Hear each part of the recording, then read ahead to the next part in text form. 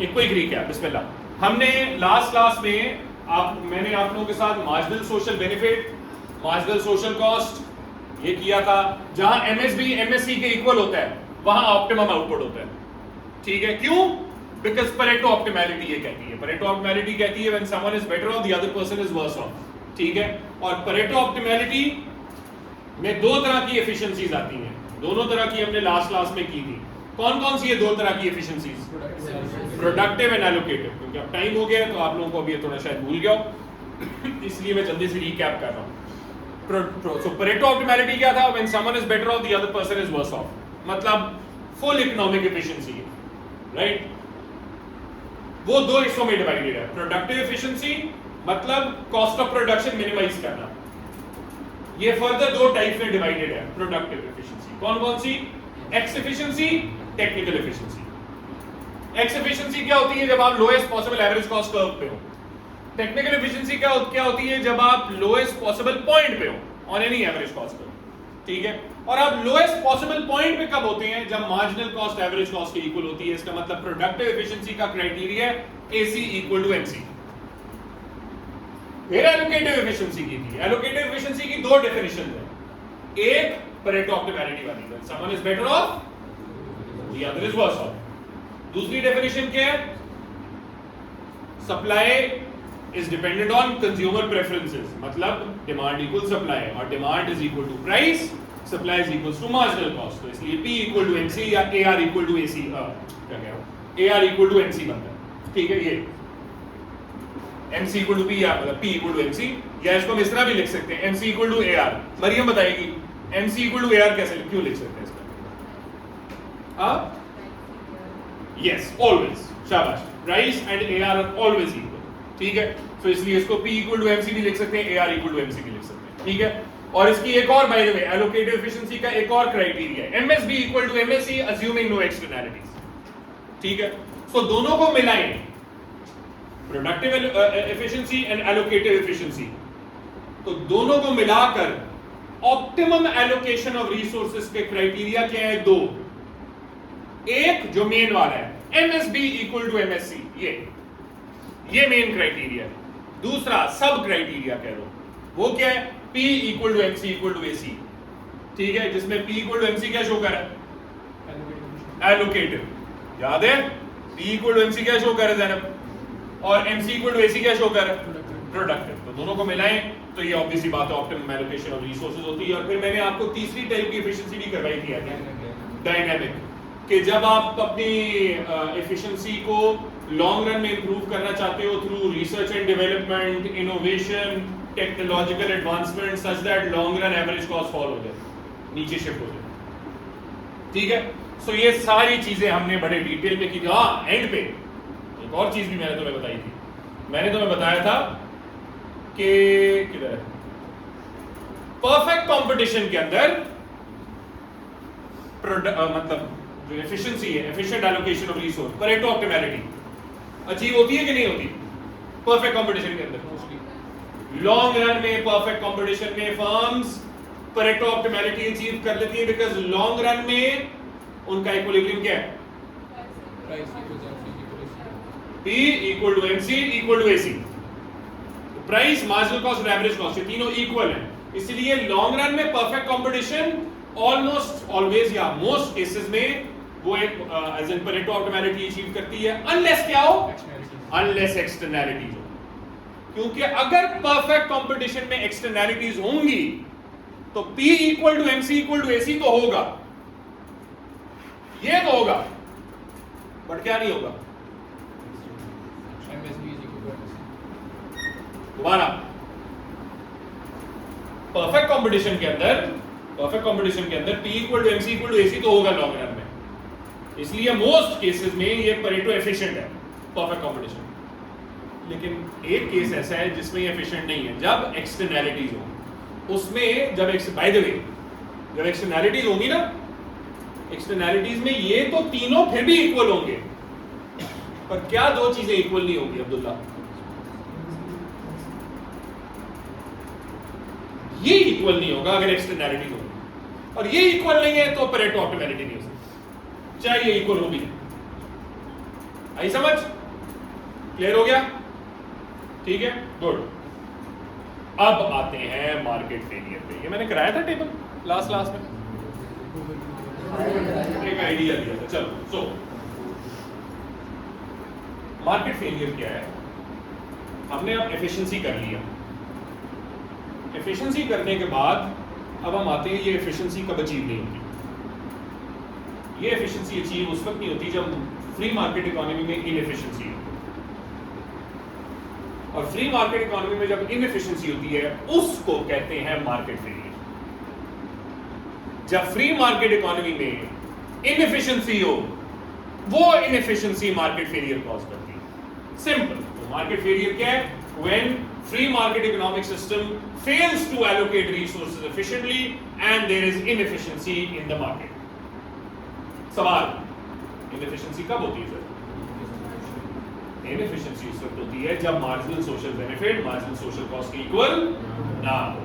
सो inefficiency कब होती है? When MSB is not equal to MSC. And in simple words, when market output is not equal to optimum output. And अब market output का क्या criteria? Market output कब बनता है? क्या कहां पे? जब डिमांड इक्वल टू सप्लाई हो। और डिमांड का लफ्ज हमने यहां पे क्या इस्तेमाल किया? एमपीबी। और सप्लाई का क्या लफ्ज इस्तेमाल किया? Marginal private cost. तो जब एमपीबी एमपीसी के इक्वल तो है, ठीक है, मार्केट आउटपुट प्रोड्यूस हो रहा है, लेकिन एमएसबी एमएससी के इक्वल नहीं है, मतलब ऑप्टिमम आउटपुट प्रोड्यूस नहीं हो रहा, ठीक है, तब मार्केट फेलियर होता है। सवाल, इसके रीजंस के, what are the reasons behind why MSB and MSC are not equal? The reasons are primarily three. Number one, जब मार्केट में रिसोर्सेज कुछ गुड्स की तरफ ओवर एलोकेट हो। नंबर टू, अंडर एलोकेट हो। नंबर थ्री, एलोकेट ही ना हो। Over allocation जब मार्केट आउटपुट ऑप्टिमम से ज्यादा है, अंडर एलोकेशन जब मार्केट आउटपुट ऑप्टिमम से कम है, मिसिंग मार्केट्स जब मार्केट आउटपुट है ही नहीं। कौन सा ऐसा आउटपुट, कौन सा ऐसा प्रोडक्ट है जो फ्री मार्केट इकोनॉमी में बनता ही नहीं है? Public goods.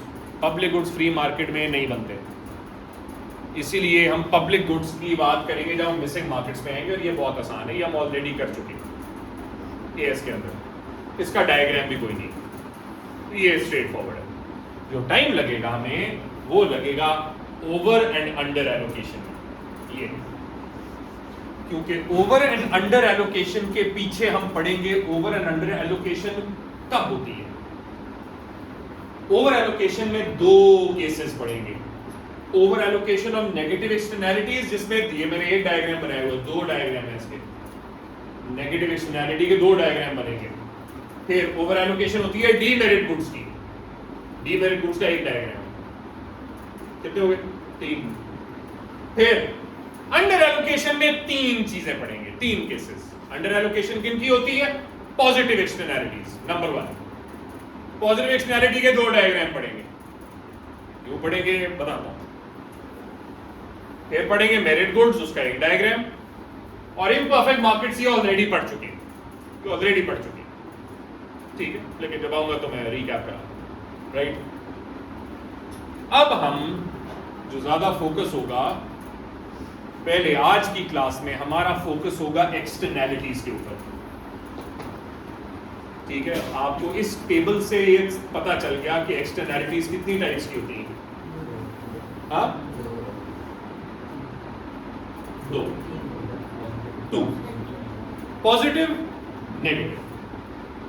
लेकिन अब आज मैं आपको बताऊंगा कि पॉजिटिव एंड नेगेटिव एक्सटर्नैलिटीज के भी दो टाइप्स हैं जी, कंजम्पशन एंड प्रोडक्शन एक्सटर्नैलिटीज। वो क्या होती हैं, उनकी एग्जांपल्स क्या होती हैं। अब आज से हम ये जरा डिटेल में शुरू करेंगे। अब्दुल्ला, आपका सवाल जी? करेंगे, बहुत डिटेल में वही कर रहे हैं, ठीक है। लेकिन उससे पहले बिफोर आई मूव फॉरवर्ड, तो मैंने क्या कहा, मार्केट फेलियर होता है जब फ्री मार्केट इकोनॉमी में रिसोर्सेज इनएफिशिएंटली एलोकेट होती है। इनएफिशिएंटली एलोकेट कब होती है? जब एमएसबी एमएससी के इक्वल नहीं होता। ये कब नहीं होता? जब ओवर एलोकेशन हो, अंडर एलोकेशन हो, मिसिंग मार्केट्स हो। अब वो देखते हैं कि वो कब होती है। सबसे पहले एक्सटर्नैलिटी शुरू करेंगे। अच्छा, अब आई थिंक मैंने आपको चैप्टर 5 के नोट्स भेजे हैं ना दोबारा? चैप्टर 5 के नोट्स भेजे मैंने दोबारा। चैप्टर 5 के नोट्स मैंने दोबारा इसलिए भेजे हैं बिकॉज चैप्टर 5 के नोट्स में जो मैंने गूगल ड्राइव पे अपनी अपलोड किया था उस पे मैंने कुछ चेंजेस और एडिशंस किए। उनमें से एक एडिशन ये है, मैंने एक्सटर्नैलिटीज को बड़े डिटेल में एक्सप्लेन किया कि एक्सटर्नैलिटीज क्या होती हैं। तो लेट्स स्टार्ट विद एक्सटर्नैलिटीज। ठीक है, पहली बात, एक्सटर्नैलिटी क्या होती है? Externality is any good, anything, primarily good or a service, anything that creates either benefits or costs to the third party. कोई भी चीज जिसका फायदा या नुकसान थर्ड पार्टी को होता है उसको एक्सटर्नैलिटी कहते हैं। अब्दुल्ला समझ आई? कोई भी चीज जिसका फायदा या नुकसान थर्ड पार्टी को, उसको कहते हैं, क्या कहते हैं? एक्सटर्नैलिटी। एक मिनट, एक काम करें, सब बच्चे खड़े हो।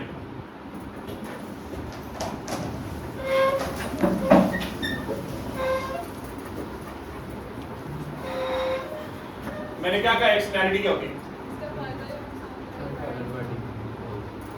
अब्दुल रहमान, मैंने क्या कहा?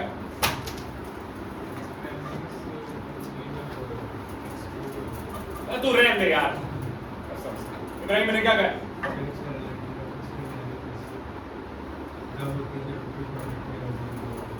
क्या मैंने चपेटे मारती, इसलिए मैंने खड़ा किया क्योंकि मैं देख रहा हूँ सवा या आगे 4-5 बच्चों के बाकी सारे बच्चे सो रहे हैं। ये बहुत ज्यादा जरूरी है, ये बहुत ज्यादा जरूरी है क्योंकि आज, अब क्योंकि बाकी स्कूल्स आप लोगों से आगे हैं, मैंने आज इन सबको, जो बाकी जो जितने भी स्कूल्स हैं वहां पे मैं ये एक्सटर्नैलिटीज के एसेस कर रहा हूँ। आपको ये समझ नहीं आएगी तो ऐसे कैसे करोगे? और इस चैप्टर का ऐसे मुझे पूरी उम्मीद है इंशाल्लाह आप लोगों की ये मई-जून 2026 में पूरी उम्मीद है, अनलेस मेरी प्रेडिक्शन खराब हो जाए तो हो भी सकती है, बट आई एम 90% कॉन्फिडेंट कि ये आएगा। इसलिए बहुत जरूरी है, इसलिए मैंने खड़ा किया कि जरा होश करो, सोने से जागो और ये सुनो। ठीक है, बैठ जाओ।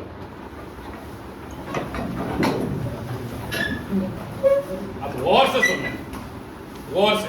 दोबारा, एक्सटर्नैलिटीज कौन से गुड्स होते हैं? एक्सटर्नैलिटीज क्या होती हैं? वो चीजें जिससे थर्ड पार्टी को ना तो या तो कोई कॉस्ट हो या कोई बेनिफिट हो। ठीक है, so what are externalities? Benefits and cost to those who are not directly involved in the business activity, मतलब थर्ड पार्टी। ठीक है, दो तरह की एक्सटर्नैलिटीज होती हैं। ठीक है, या इस पे आता हूं मैं, ये क्या है इस पे आता हूं, बट दो तरह की एक्सटर्नैलिटीज होती हैं। वो दो तरह की एक्सटर्नैलिटीज क्या है जी? Number 1 positive externalities, number 2 negative externalities. ये पॉजिटिव नेगेटिव क्या है? पॉजिटिव एक्सटर्नैलिटीज होती हैं एक ऐसा गुड जिसका थर्ड पार्टी को क्या हुआ है? फायदा। ठीक है, या फायदा हो सकता है नुकसान। पॉजिटिव एक्सटर्नैलिटी का थर्ड पार्टी को फायदा होता है, मतलब ये वो गुड्स हैं जो एक्सटर्नल बेनिफिट क्रिएट करते हैं। Positive externalities are goods that create external benefit. करेंगे, आ रहे, इनकी एग्जांपल करूंगा मैं, हर एक्सटर्नैलिटी की एग्जांपल करूंगा जब मैं उनका डायग्राम बनाऊंगा। ठीक है, so positive externality, Zainab, positive externality क्या होती है? और उसको क्या कहते हैं? बेनिफिट को एक्सटर्नल बेनिफिट। उस बेनिफिट को क्या कहते हैं? External, marginal external benefit, external benefit. ठीक है, और नेगेटिव एक्सटर्नैलिटी क्या होती है? नेगेटिव एक्सटर्नैलिटी होती है एक ऐसा गुड जिसका थर्ड पार्टी को क्या हो? कॉस्ट। मतलब these goods create external cost, marginal external cost. So positive externalities create marginal external benefit, negative externalities create marginal external cost. अब इन दोनों की भी फर्दर दो टाइप्स हैं, उन पे अब आते हैं। पॉजिटिव एक्सटर्नैलिटी की दो टाइप्स हैं, positive consumption externality and positive production externality. Positive consumption externality क्या होती है? The benefit to the third party due to the consumption of something. किसी थर्ड पार्टी को फायदा मिल रहा है क्योंकि कोई चीज कंज्यूम हो रही है, प्रोड्यूस नहीं, कंज्यूम हो रही है। ठीक है, करेंगे। और पॉजिटिव प्रोडक्शन एक्सटर्नैलिटी होती है the benefit to the third party due to the production of something. किसी चीज की प्रोडक्शन हो, उसकी वजह से थर्ड पार्टी को फायदा हो रहा है। Similarly negative externalities, negative externality दो तरह की है, consumption and production. Negative consumption externality क्या है? थर्ड पार्टी को कॉस्ट हो due to the consumption of something. कोई चीज कंज्यूम की, उसकी वजह से थर्ड पार्टी को नुकसान है। ठीक है। सिमिलरली नेगेटिव प्रोडक्शन एक्सटर्नैलिटी क्या है? कोई चीज प्रोड्यूस हुई, उसकी वजह से थर्ड पार्टी को नुकसान। ठीक है, अब सुनो मेरी बात। डायग्राम अभी मैं कराने लगा हूं। पहले मैंने नेगेटिव एक्सटर्नैलिटी के डायग्राम कराने हैं। नेगेटिव एक्सटर्नैलिटी क्यों कराने? बिकॉज पहले मैं जो डायग्राम कराऊंगा वो मैं करवाऊंगा ओवर एलोकेशन के, और ओवर एलोकेशन में दो गुड्स आएंगे। कौन कौन से? Positive externality and demerit goods. कौन से? Positive externalities and demerit goods. तो positive negative externalities and demerit goods, ये दो गुड्स आएंगे, ये ओवर एलोकेशन में आएंगे। ओवर एलोकेशन का क्या मतलब है? मार्केट में जितना बनना चाहिए उससे ज्यादा बन रहा है। तो पहले हम नेगेटिव एक्सटर्नैलिटी करेंगे। अब मेरी बात और से सुनो। रट्टा मारना है, रट्टा क्या मारना है? उसके पीछे रीजनिंग भी देता हूं, लेकिन रट्टा मारवा। रट्टा ये मारना है, जब भी मैं प्रोडक्शन एक्सटर्नैलिटी की बात करूंगा, चाहे वो पॉजिटिव हो या नेगेटिव हो, जब भी मैं प्रोडक्शन एक्सटर्नैलिटी की बात करूंगा, उसका इंपैक्ट होगा सोशल कॉस्ट वाले कर्व पे, मार्जिनल सोशल कॉस्ट। देखो, प्रोडक्शन एक्सटर्नैलिटी, प्रोडक्शन एक्सटर्नैलिटी, दोनों का इंपैक्ट किस पे हो रहा है? Marginal social cost. और जब भी मैं कंजम्पशन एक्सटर्नैलिटी की बात करूं, चाहे वो पॉजिटिव हो या नेगेटिव हो, कंजम्पशन एक्सटर्नैलिटी का डायरेक्ट इंपैक्ट किस पे होगा? Marginal social benefit, marginal social. क्यों? अगेन उसके पीछे रीजनिंग एक ये समझी जा सकती है कि जो सबसे ज्यादा इंपैक्ट जो क्रिएट करता है प्रोडक्शन के ऊपर, वो कॉस्ट करती है। तो प्रोडक्शन का इंपैक्ट कॉस्ट पे है और कॉस्ट का इंपैक्ट प्रोडक्शन पे है। नॉट सेइंग कि बेनिफिट देखकर प्रोड्यूसर प्रोड्यूस नहीं करते, बिल्कुल करते हैं, लेकिन प्रोडक्शन से सबसे पहले कॉस्ट के ऊपर इंपैक्ट पड़ता है एंड वाइस वर्सा, कि कॉस्ट का इंपैक्ट प्रोडक्शन पे सबसे पहले पड़ता है। ठीक है, जबकि कंजम्पशन का सबसे पहला ताल्लुक किससे है? बेनिफिट। और तुमने वो यूटिलिटी का कॉन्सेप्ट पढ़ा है, utility and benefit is the same thing. तो इसीलिए जब भी कंजम्पशन एक्सटर्नैलिटी की बात करेंगे, हम सोशल बेनिफिट के कर्व को अफेक्ट करेंगे, और जब भी प्रोडक्शन एक्सटर्नैलिटी की बात करेंगे, हम सोशल कॉस्ट के कर्व को अफेक्ट करेंगे। हाँ,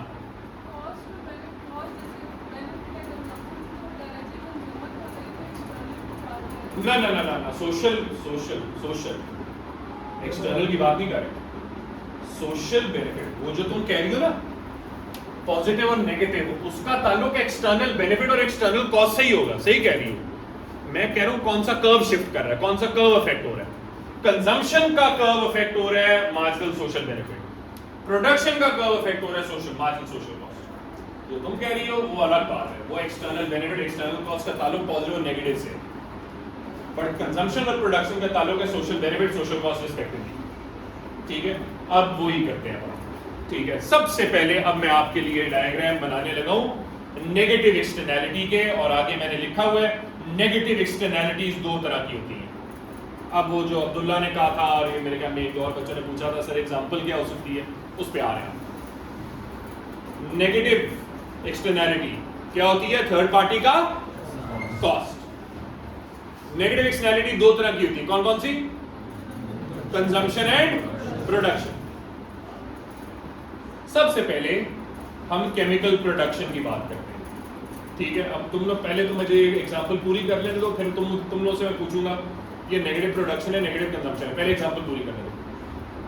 जब केमिकल्स प्रोड्यूस होते हैं, उसकी वजह से पोल्यूशन होती है और वेस्ट होता है, वेस्ट निकलता है ना, केमिकल प्रोडक्शन से वेस्ट निकलता है, वो वेस्ट डंप होता है। ठीक है, जैसे पोल्यूशन होती है, लोगों की हेल्थ को नुकसान होता है, साथ में जमीन भी इनफर्टाइल होती है, all of that creates third party की कॉस्ट। मुझे बताओ, ये केमिकल प्रोडक्शन की एग्जांपल, ये नेगेटिव प्रोडक्शन एक्सटर्नैलिटी है, नेगेटिव कंजम्पशन? नेगेटिव प्रोडक्शन, ठीक है, ये नेगेटिव प्रोडक्शन एक्सटर्नैलिटी, ठीक है। सदाब, मैं तुझे सलार कहने लगा था, फिर मैंने कहा यार सलार का 3 डिस्टिंक्शन लेने वाला बच्चा और ये कहाँ 3 डीज लेने वाला बच्चा, ये तो काम बहुत खराब है। उस बेचारे के साथ मैं इज्जत ही कर रहा था, सॉरी, उसको मेरी तरफ से सॉरी कर, मैं तो नहीं कर सकता उसको, तुम मेरा माजरत का पैगाम भिजवा दो, ठीक है, भिजवा दोगे? हाँ शाबाश है, हर्ट, चल यार थोड़ा सा हर्ट तो होना चाहिए जिंदगी में। अगर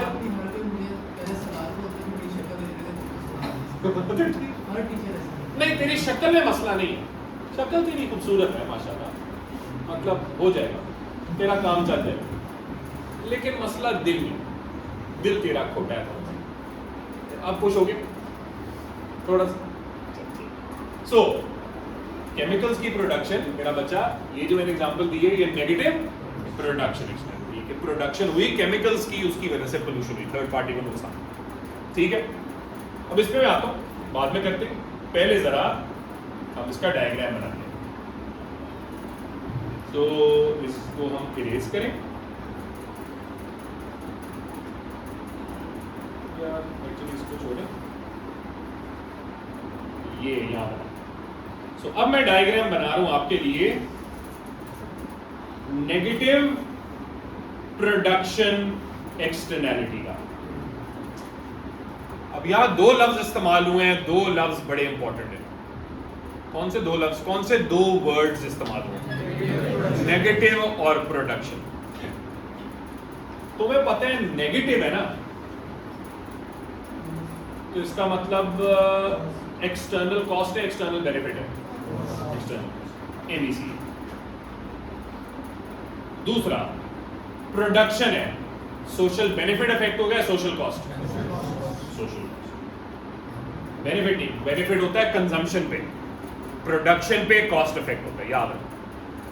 तो 2 चीजें पहले माइंड में आ गई आपके, नेगेटिव है तो एक्सटर्नल कॉस्ट है, और प्रोडक्शन है तो सोशल मार्जिनल सोशल कॉस्ट है। इसका मतलब आप फॉर्मूला लिखते हैं मार्जिनल सोशल कॉस्ट का। मार्जिनल सोशल कॉस्ट का फॉर्मूला क्या होता है Zainab? Marginal private cost plus marginal external cost. ये फॉर्मूला यहां पे इस्तेमाल होगा, हर दफा नहीं इस्तेमाल होगा, क्यों करें, ठीक है। सो marginal social cost is marginal private cost plus marginal external cost. अब डायग्राम बनाते हैं, ठीक है जी। कॉस्ट स्लैश बेनिफिट आउटपुट, ठीक है। स्टेप 1 है, या मैंने स्टेप्स नीचे लिखे हैं। स्टेप 1 है एक्सिस बनाएं, लेबल करें। स्टेप 2 क्या है? मार्केट आउटपुट बनाएं। मार्केट आउटपुट के लिए क्रॉस बनाना है पहले। वो क्रॉस क्या है? एमपीबी एमपीसी का, डिमांड एंड सप्लाई बनाएंगे। और से देखो, और से देखो,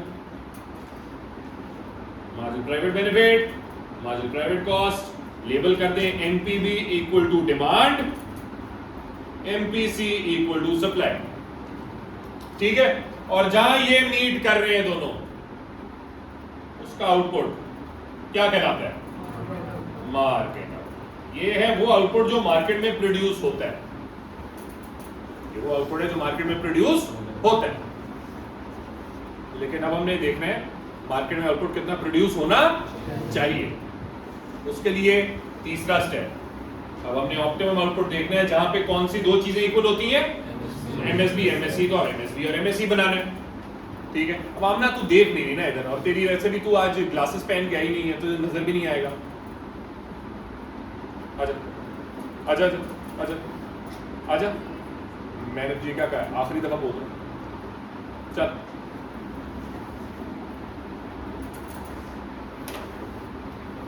अपनी चेयर दे देता हूँ, ये चल जल्दी। तू हेड बॉय बने कि नहीं?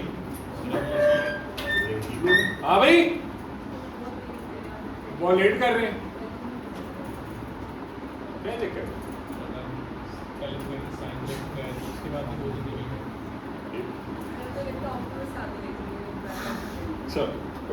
सो अब हमने marginal social benefit marginal social cost बनाना है, ठीक है। अब इधर देखो, मैं बना रहा हूं नेगेटिव प्रोडक्शन एक्सटर्नैलिटी, ठीक है, और मेरे सामने ये फॉर्मूला है एमएससी का। इसका मतलब हमें पता है एमएससी का कर्व नया बनाना है हमने, है ना। हमने नया कर्व किसका बनाना है? एमएससी, क्योंकि हमें पता है ये नेगेटिव प्रोडक्शन एक्सटर्नैलिटी, तो एमएससी का नया कर्व बनाना है। तो just to keep things simple, we will assume marginal social benefit is the same as marginal private benefit। हम marginal social benefit को वही रख रहे हैं जो marginal private benefit है। क्यों सर, क्यों हम चेंज क्यों नहीं कर रहे? just to keep things simple, क्योंकि हमें पता है ये कौन सी एक्सटर्नैलिटी है, नेगेटिव और प्रोडक्शन। तो नेगेटिव प्रोडक्शन एक्सटर्नैलिटी में मार्जिनल सोशल कॉस्ट इफेक्ट होगा, इसलिए मार्जिनल सोशल बेनिफिट वही करने हैं। तो एमएसबी बन गया। अब आते हैं एमएससी पे। एमएससी किधर बनेगा? अब एमएससी किधर बनेगा उसका जवाब देने के लिए तुम्हें एमएससी का फॉर्मूला पता होना चाहिए, वो मैंने ऊपर लिखा हुआ है। एमएससी का फॉर्मूला क्या है? Marginal private cost plus marginal external cost. Private cost में अगर एक्सटर्नल कॉस्ट ऐड होगी, सोशल कॉस्ट किधर बनेगा? ऊपर जाएगा। राइट लेफ्ट ना बोलो, ऊपर, ठीक है। अपवर्ड शिफ्ट, अब शिफ्ट नहीं कहना चाहिए बिकॉज शिफ्ट नहीं हो रहा, नया कर्व बन रहा है, वो अपवर्ड बनेगा। सो नया कर्व बन गया जी ये, लेकिन एमएससी नेगेटिव नहीं है, क्या कर रहा है? ये मार्जिनल सोशल कॉस्ट है which is MPC plus MEC, ठीक है। अब एमईसी नेगेटिव नहीं है ना, एमईसी नेगेटिव क्यों नहीं है? नेगेटिव हो क्या? अच्छा मुझे समझ आई। सो साद कह रहे हैं एमईसी नेगेटिव है, किसी को समझ आई है साद ये क्यों कह रहे हैं? क्यों? नहीं नहीं हो, नहीं हो।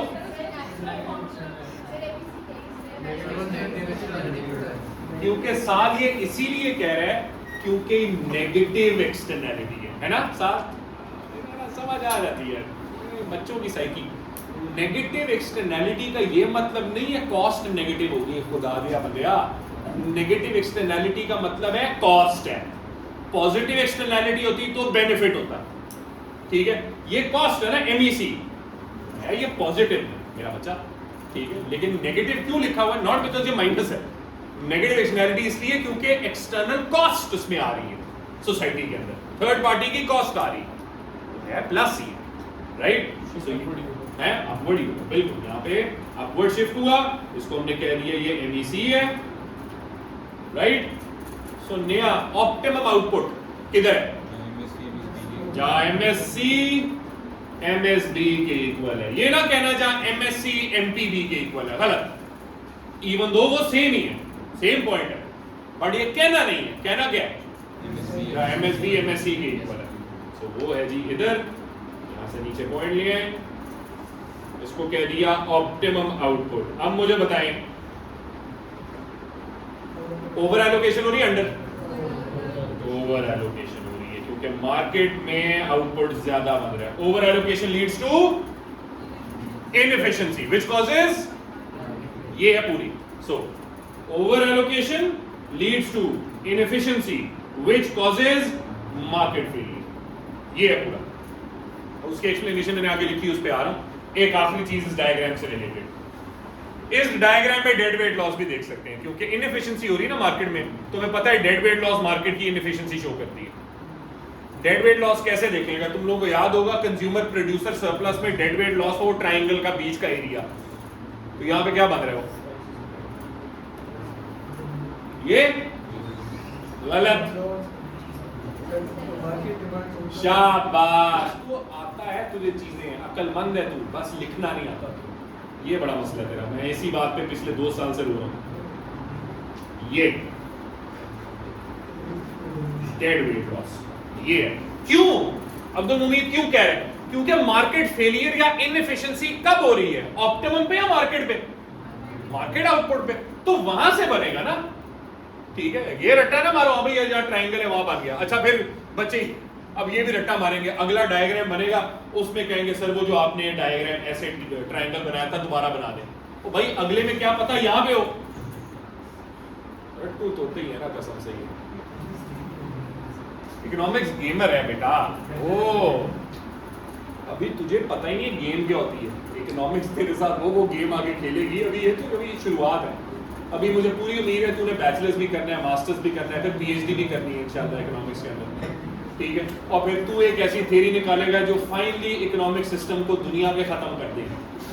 दुनिया से खत्म वही ना, दुनिया ही खत्म हो जाएगी ना, इकोनॉमिक्स खत्म हो जाएगी दुनिया में, पूरी मुझे उम्मीद है तेरे से। शाबाश है, जरूर जरूर।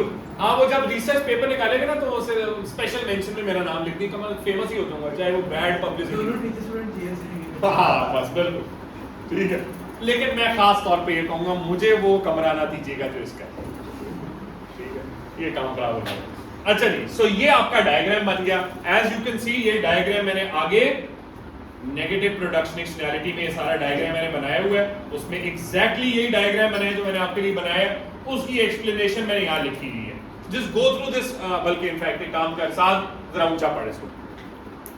इन द फ्री मार्केट, ये बाय द वे ये एक्सप्लेनेशन अपने अपने आंसर में लिखनी है जब आप ये डायग्राम बनाएंगे, ठीक है। But in the free market, the market quantity is produced where MPB is equal to MPC, demand equal supply. However, the optimum quantity is where MSB equal MSC.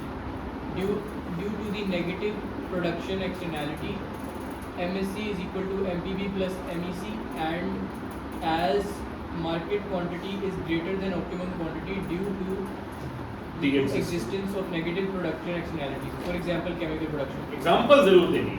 This causes overallocation as the full cost is not paid by those directly involved. Therefore, this leads to inefficiency causing market failure. सही है, ये explanation आपने वो 2 sentences की explanation है, कोई ज्यादा बड़ी एक्सप्लेनेशन भी नहीं, ठीक है।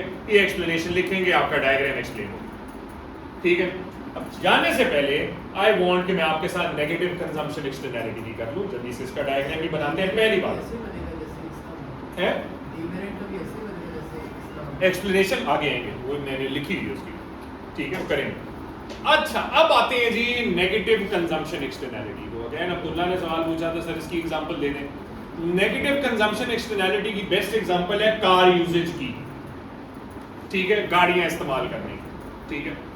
अगर गाड़ियां मैं इस्तेमाल करूंगा तो उसकी वजह से क्या होगा, smoke, traffic congestion, all of that leads to pollution, time wastage, so this leads to the cost to the third party.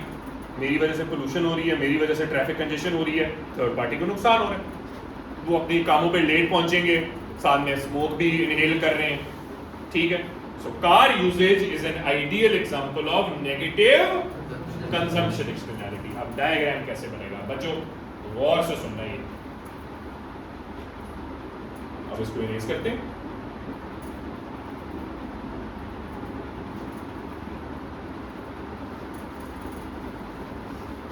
So heading लिखते हैं जी, अब बन रहा है नेगेटिव कंजम्पशन एक्सटर्नैलिटी, इसका डायग्राम बनाना है। सो इस हेडिंग को 2 हिस्सों में डिवाइड करना है। कौन कौन सी? Negative consumption. पहली बात, नेगेटिव का क्या मतलब है? External cost, external benefit, marginal external cost. Consumption का क्या मतलब है? कौन सा कर्व शिफ्ट करेगा? मेरे बच्चा फोन बंद कर दे, फोन बंद कर दे।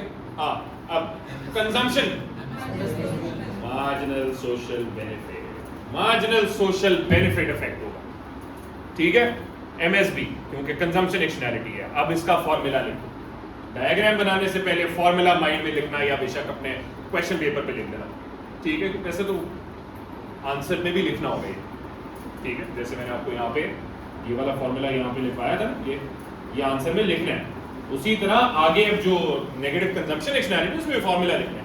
वो फॉर्मूला क्या है? अब देखो, अब हमें पता है मार्जिनल सोशल बेनिफिट इफेक्ट हो रहा है, तो मार्जिनल सोशल बेनिफिट का फॉर्मूला लिखना है। अच्छा, अब सादात कह रहा है social benefit, marginal social benefit का फॉर्मूला एमपीबी प्लस एमईबी, ये ठीक है फॉर्मूला। प्रॉब्लम है ये फॉर्मूला इधर इस्तेमाल नहीं होगा। क्यों? क्यों? नेगेटिव एक्सटर्नैलिटी है, इसका मतलब एक्सटर्नल बेनिफिट एक्सटर्नल कॉस्ट है, तो ये वाली चीज इस्तेमाल नहीं हो सकती। ये तो यही है, ये है जी formula, MPB minus MEC. External cost private benefit को थोड़ा सा खा रही है, ठीक है, क्योंकि कंजम्पशन एक्सटर्नैलिटी, जिसकी वजह से सोशल बेनिफिट में, अब ये प्राइवेट बेनिफिट में एक्सटर्नल कॉस्ट कम हो जाएगी, ठीक है, खा जाएगी थोड़ी सी। तो आप डायग्राम बनाए, पहला स्टेप क्या है जी, हमने कॉस्ट बेनिफिट और आउटपुट ये एक्सेस लेबल कर दिए। अगला स्टेप क्या है, मार्जिनल प्राइवेट ये MPB equal to demand, MPC equal to supply, और ये क्या है, मार्केट आउटपुट जी, मार्केट आउटपुट, ठीक है। फॉर्मूला क्या है, कौन सा कर्व इफेक्ट हो रहा है, हाँ, सोशल बेनिफिट। कौन सा कर्व इफेक्ट हो रहा है, सोशल बेनिफिट। तो आसानी के लिए क्या अज्यूम करेंगे, मार्जिनल सोशल कॉस्ट वही, ठीक है। उसमें हमने क्या अज्यूम किया था, मार्जिनल सोशल बेनिफिट वही है, लेकिन अब क्योंकि फॉर्मूला चेंज हो गया, मार्जिनल सोशल बेनिफिट पे असर पड़ रहा है, क्योंकि कंजम्पशन एक्सटर्नैलिटी है, इस वजह से मार्जिनल सोशल कॉस्ट को वही रखा, ठीक है। मार्जिनल सोशल कॉस्ट वही है। अब आते हैं मार्जिनल सोशल बेनिफिट में। तो प्राइवेट बेनिफिट इधर है, फॉर्मूला तुम्हारे सामने है, मार्जिनल सोशल बेनिफिट किधर बनेगा, अपवर्ड या downward, good. Marginal social benefit ये बन गया, marginal social benefit is marginal private benefit minus marginal external cost, sorry, और जहां पे ये दोनों MSB और MSC मीट कर रहे हैं, ये क्या होगा, क्योंकि एक्सटर्नल कॉस्ट उसमें माइनस कर रही है ना, खा रही है उसको, ठीक है। ठहर मैं लिखता हूँ, ये ऑप्टिमम आउटपुट, और ये क्या है, ये है मार्जिनल एक्सटर्नल कॉस्ट, तो नीचे इसलिए जा रहा है सोशल बेनिफिट, ठीक है। तो मुझे बताओ, मार्केट में ओवर हो रही है अंडर, कुछ कह रहे हैं अंडर, कुछ कह रहे हैं ओवर, तो बताओ ओवर एलोकेशन, क्योंकि मार्केट में आउटपुट ज्यादा बन रहा है ना, तो over allocation. Over allocation leads to inefficiency which causes market failure, ठीक है। साथ में डेड वेट लॉस कहां बनेगा,